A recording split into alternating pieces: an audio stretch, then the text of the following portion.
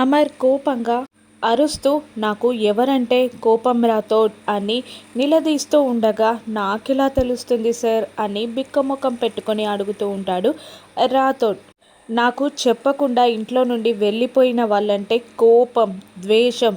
నాకు వాళ్ళతో మాట్లాడాలని లేదు, వాళ్ళని చూడాలని లేదు అని అమర్ అరుస్తూ ఉండగా మనసులో మిస్సమ్మని చూడాలనుందేమో అని రాథోడ్ అనుకొని, సరే సార్, మిస్సమ్మ ఎక్కడున్నా వెతికి మీ ముందు నిలబెడతాను నేను అని రాథోడ్ అనగానే, అసలు నేనేం మాట్లాడుతున్నాను, నువ్వేం మాట్లాడుతున్నావు రాథోడ్, నాకు చూడాలని లేదు, మాట్లాడాలని లేదు అంటే మళ్ళీ నా ముందు నిలబెడతానని ఎందుకు అంటున్నావు అని అమర్ గట్టిగా అరవడంతో, అసలు సార్ మీరేం చెప్పాలనుకుంటున్నారో క్లారిటీగా చెప్పండి సార్ అని అనడంతో, నాకు నా కూతుర్ని చూడాలనుంది, నా కూతుర్ని నేను మిస్ అవుతున్నాను, మళ్ళీ పుట్టిన అరుంధతిని నేను చూడాలి, ఆ మిస్సమ్మ దగ్గర నుండి నా కూతుర్ని నేను తెచ్చుకోవాలి అనేస్తాడు అమర్. దాంతో భయంతో వణుకుతూ ఉంటాడు రాథోడ్.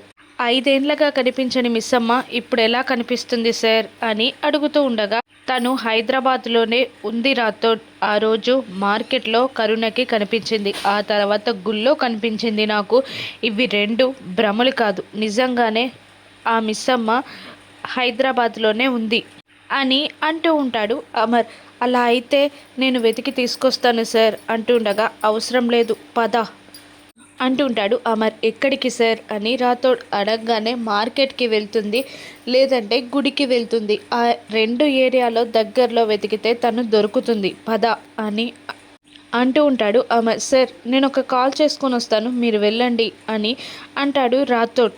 నీకు ఈ మధ్యలో ఫోన్లు ఎక్కువయ్యాయి అంటూ అమర్ రాథోడ్ ఫోన్ లాక్కొని మరి కోపంగా వెళ్ళి కారులో కూర్చోగా, ఏం చేయాలా అని తల బరుక్కుంటూ ఉంటాడు రాథోడ్. రాథోడ్ వస్తున్నావా లేదా అని అమర్ గట్టిగా అరవడంతో చేసేది లేక వచ్చి ఆ కారులో కూర్చుంటాడు అమర్.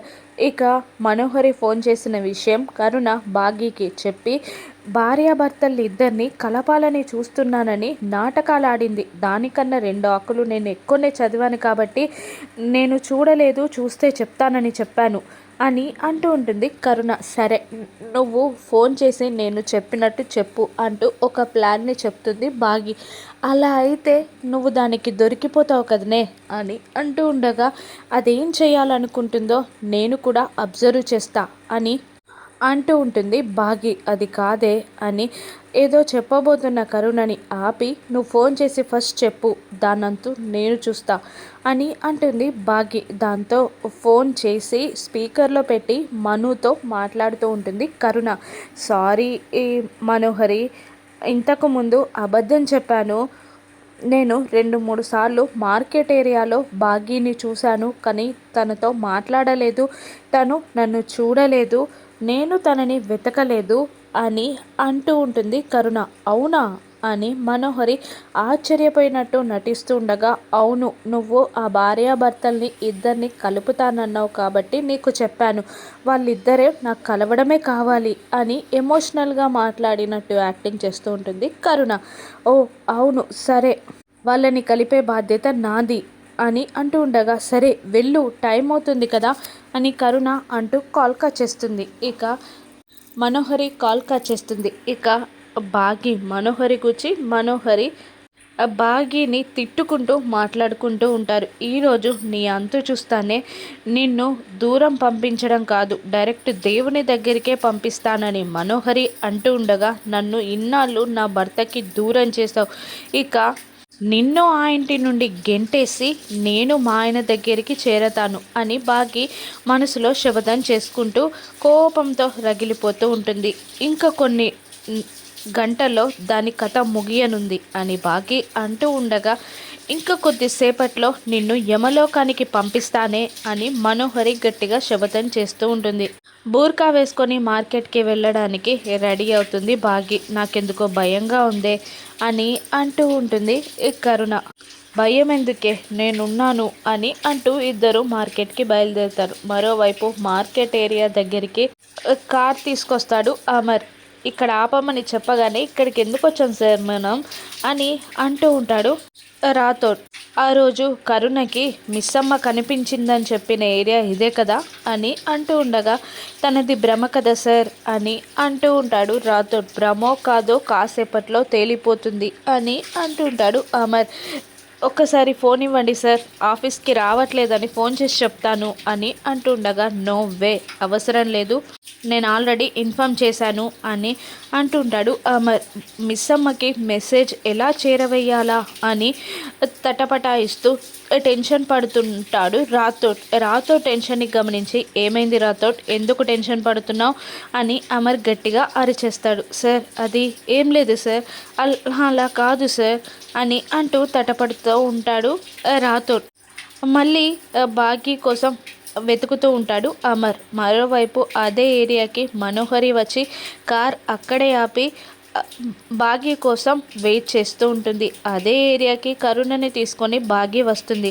అది పెద్ద శాడిస్టే, జాగ్రత్త, నాకు భయంగా ఉంది అని అంటూ ఉండగా లేదే, తనకి ఎదురు పడకపోతే అది అసలు ఏం చెయ్యాలి అనుకుంటుందో నాకెలా తెలిసిపోతుంది, అది ఇక్కడికి వచ్చే ఉంటుంది, నేను దూరంగా ఉండి అదేం చేస్తుందో నేను పసిగడతాను అని బాగి కరుణకి ధైర్యం చెప్తూ ఉంటుంది. మళ్ళీ రాతో టెన్షన్ పడడం చూసిన అమర్ ఏమైంది రాతో నీకు అని అనుమానంగా అడుగుతుండగా ఏం లేదు సార్, మిస్ అమ్మని చూడబోతున్నాను కదా, ఇన్నేళ్ల తర్వాత ఎగ్జైటింగ్గా ఫీల్ అవుతున్నాను, కాస్త అదో రకంగా ఉంది అని అంటూ ఉంటాడు రాథోడ్. అమర్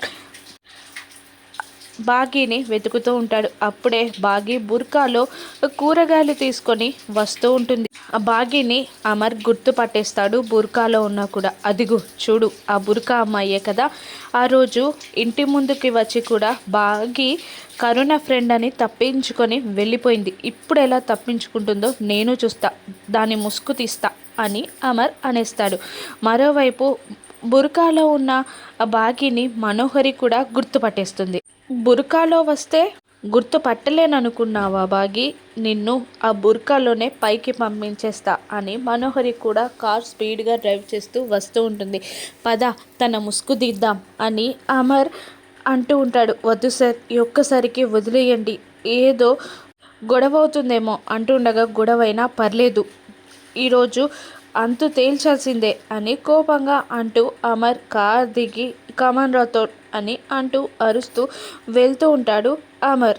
బాగి నడుస్తూ ఉంటుంది. మనోహరి కార్ స్పీడ్గా డ్రైవ్ చేస్తూ వస్తూ ఉంటుంది. రోడ్ క్రాస్ చేసి బాగి వస్తూ ఉంటుంది. మనోహరి కారుతో గుద్దేస్తుంది. ఆ అమ్మాయి పక్కనే ఉన్న ఫుట్పాత్కి తన తల కొట్టుకొని అక్కడే పడిపోతుంది.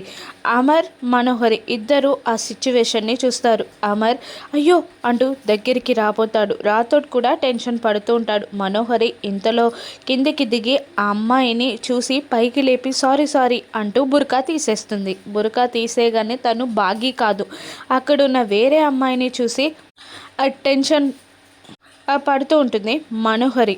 అలా కార్ గుద్దేయడంతో బాగీయే ఆ బుర్కాలో ఉందని కరుణ కూడా టెన్షన్ పడుతుంది. కానీ తను బాగీ కాకపోవడంతో బాగీ ఎక్కడా అని కరుణ అటు ఇటు చూస్తూ ఉండగా పక్కనే భుజంపై చెయ్యి వేస్తుంది బాగీ.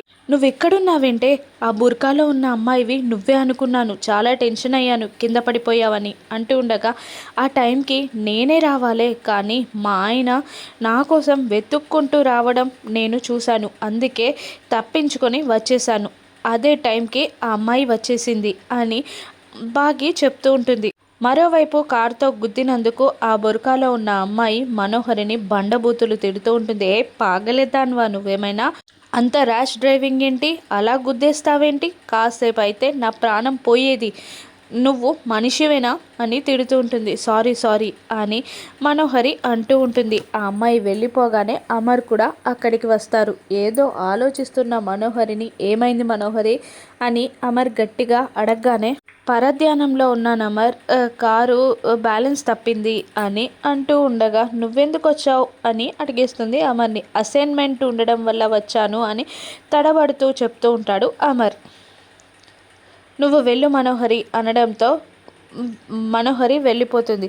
సార్ మీరు బుర్కా తీయండి నయమైంది, లేదంటే మీకు పడేవి ఆ తిట్లు అని అంటూ ఉంటాడు రాథోడ్. కోపంగా చూస్తాడు అమర్. ఇంటికి వెళ్ళాక కరుణ బాగితో అమ్మో! భార్యాభర్తల్ని కలుపుతానని చెప్పి ఏకంగా నిన్ను పైకి పంపించాలని చూసింది ఆ సైతాన్ అని అంటూ ఉండగా, దాన్నే పైకి పంపిస్తానే మా అక్కని చంపినట్టు నన్ను చంపాలని చూస్తుంది. ఇక దానికి నరకం చూపిస్తా అని శపథం చేస్తుంది బాగి. బాగి ప్లాన్ ఏంటి? మనోహరి టార్చర్ ఏంటో రానున్న ఎపిసోడ్స్‌లో చూద్దాం. Thank you for watching.